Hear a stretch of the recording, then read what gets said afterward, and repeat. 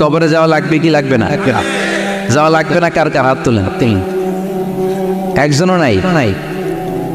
সবাই কবরে যাবেন?